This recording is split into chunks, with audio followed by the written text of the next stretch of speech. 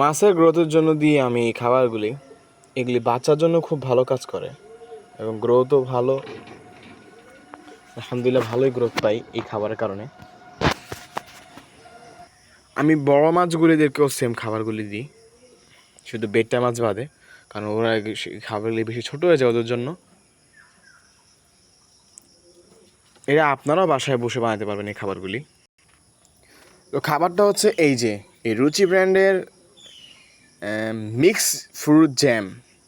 এই খাবারটা খুব ভালো, এই খাবারটা মাছের জন্য খুব ভালো।